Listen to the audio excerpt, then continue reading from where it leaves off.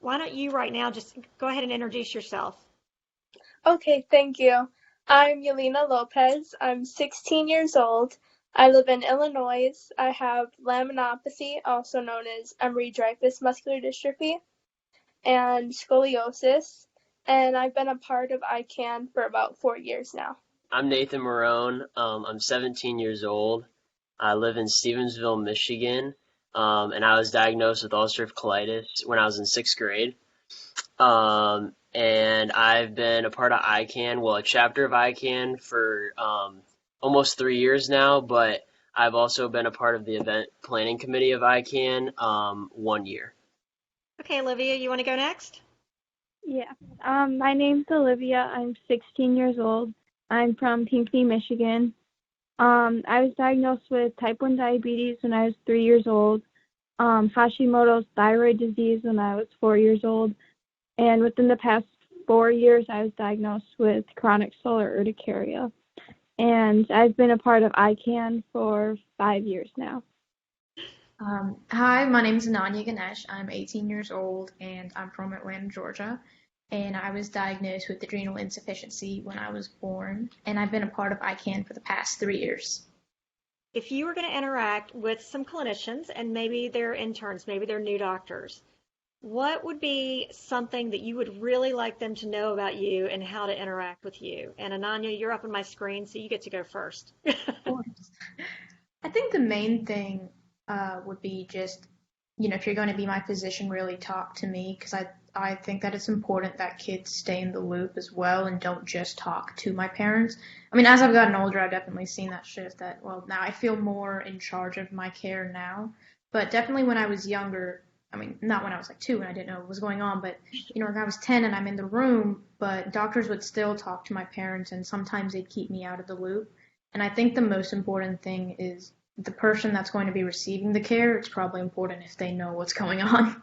I would like to tell the new doctors and regular doctors that when you go to clinic and you go to appointments, it's really important to know your patient, not just know like their diseases and what they're coming into clinic for, but to know them as a person and make that personal communication so they feel comfortable as well, because it can be scary and stressful coming into the hospital, and it just feels so much nicer if you have that communication and that support by your doctors.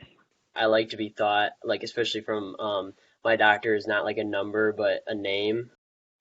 Yeah, I also just wanted to say that I think it's really important to have empathy towards your patient. So if they're expressing a sad emotion, then you can also express that sad emotion. Or if they're happy, then you can be happy. And I think it's really important just to have that the same mood, the same tone while you're there. And then you still have that sense of humor, so they can be like your buddy and your friend, and they may not be going through your same condition, but they understand it and they believe in you, and just being there together and being happy. I think another really good thing to have is patience, just because that you should really direct it towards the patient rather than the parent. But sometimes, especially teenagers, we're hard-headed sometimes and we're stubborn.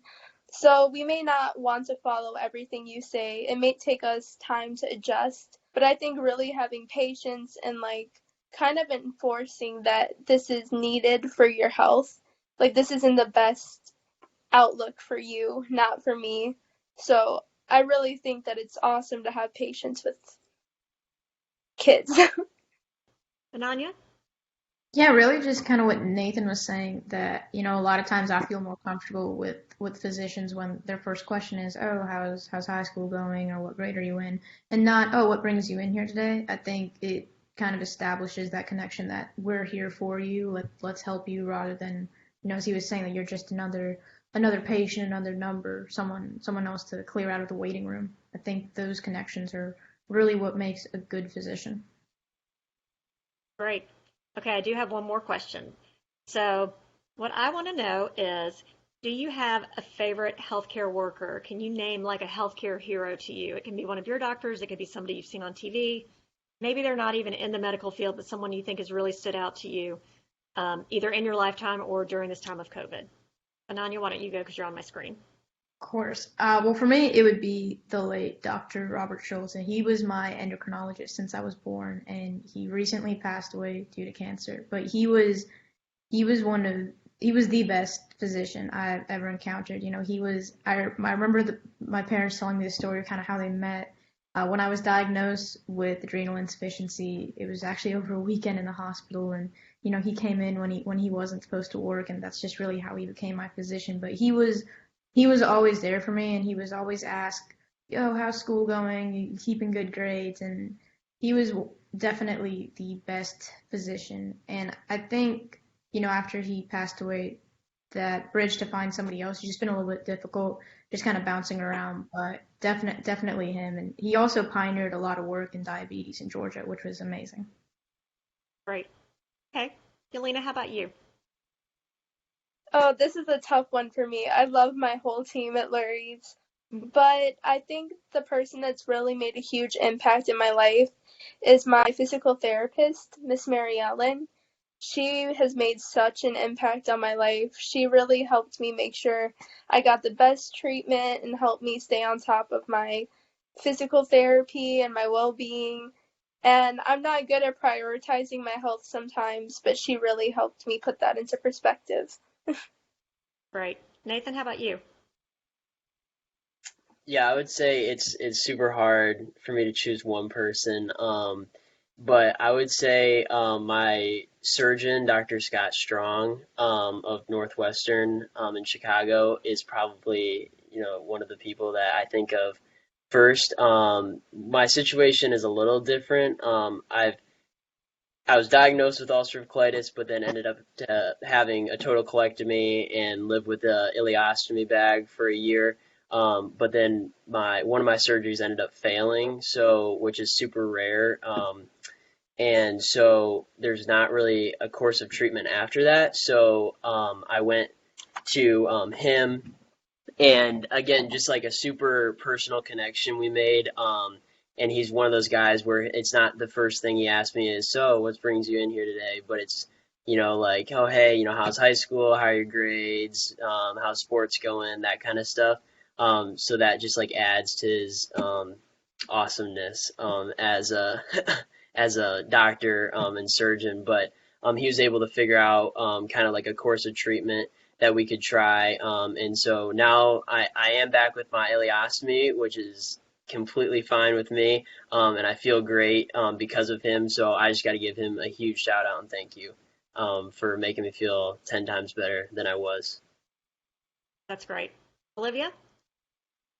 Yeah, so it's definitely a really hard choice because I've run into a lot of amazing doctors and nurses. But I would have to say the one that most stood out to me is Jacinta Floric from C.S. Mott Children's Hospital. She is a wonderful lady. She helped my sister and I. She's a therapist down in the endocrinology clinic, and she is so sweet. I remember when my sister and I would come to clinic when we were little, we used to make her friendship bracelets, and she would always wear them every single visit when we came back. And she always had that mom support, like the nicest lady you would ever meet. And we still keep in touch with her now, and she has kids of her own, and we've just all kind of been there together on the journey, and she is so sweet, and I love her so much. That's fantastic.